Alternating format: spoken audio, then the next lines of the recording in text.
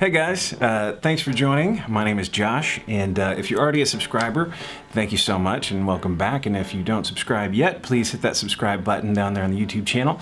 I'm here with Shari, Saba, and this week I think we're going to talk a little bit about how to save to purchase a house. Shari, good to see you again. You too? We've been covering a lot of first-time homebuyer tips and different loan types and things like that. So let's talk a little bit about, if you think you're ready to make that jump into owning versus renting, or whatever situation life has for you, you're ready to go ahead and buy that first house. How would you talk to someone about saving? Obviously, everybody's situation is a little bit different. But what do you find yourself giving out in terms of advice most often? Well, first off, the most important thing people need to understand is you don't have to have 20% to put down on a house. A lot of people still think you have to have 20% to put down on a house. You can go with as little as 3% to put down on a house.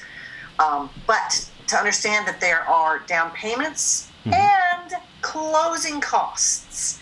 A lot of people forget that they're closing costs. Closing costs, I would say, on the average, about 3% of whatever your purchase price is. Maybe not that much depending on the loan amount, but that's just kind of a safe guide. So when you're saving, and obviously, the more you save, the more you have, puts you in a better position to win a house over another buyer, okay?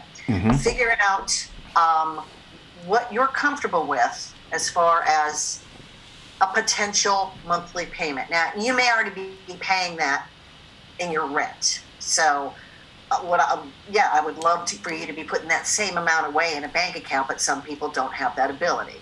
But setting aside a specific bank account for future home, and that's where you put all your extra money. You're putting in there. You don't touch that money. That money doesn't exist. It goes into that account and it doesn't exist. Try to set up, 10% of a check. Anything that you can do on a consistent basis to put in an account to help build that up is going to benefit you hugely when you go to buy a house. I think I hate to say it, especially in our area that we live in, the first-time home buyers have the toughest time getting a contract because we're kind of in a hot area here. Sure. And there's a lot of people moving in out of town, and people that come in with a lot of cash to put down are winning out the people who are asking for help with closing costs from a seller or maybe have a lesser down payment. So anything you can do to save is great. Find out if you have, some of you might have, I don't, but some of you might have really nice relatives that would help you and may gift you some money. Find out if that's an option for you to buy a house. You'd be surprised how much, how often that comes to be available for people when relatives hear that you're trying to save to buy a house and you want to get into a house and step to the next level, because owning a house is a great thing and it's an investment and you can turn around and sell it and make some money off of it down the line, and plus you're not throwing it into a landlord's pocket. So I'd say everybody's different. Some people have a really easy time saving, and other people just don't have a very good time saving because they are tempted by that flashy, shiny thing over there, or buying that thing that they think that they need. Right. Buying a house, focus on the house. You don't need the shiny thing. You don't need to get a new car if your car runs. You don't. We've all got clothes. So just keep your basics. Keep your spending basics to a minimum so that you can potentially put that away and have that work to your advantage when you're ready to buy. Right. Well, I think that's great advice. I mean, it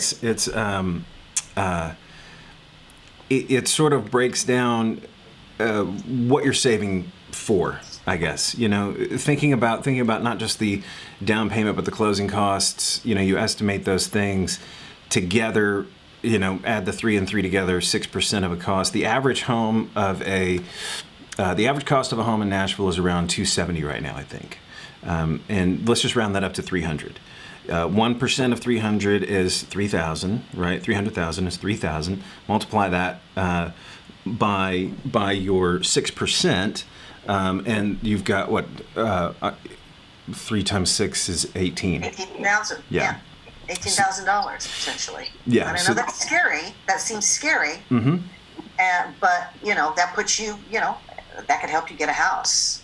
Right. And it's not all the realm of possibilities. I have a guy right now, and he was he's living at home. He's not even paying rent, and he had nothing in his bank account. And this was about 2 months ago. And I said, oh my gosh, what are you willing to pay for a mortgage? And he told me, and I said, well, start paying that. I said, look at this, you're making good money. You don't have a lot of debts. Put that aside every 2 weeks. You could put that aside every 2 weeks. Within 2 months, he had $7,000 in his account. Right.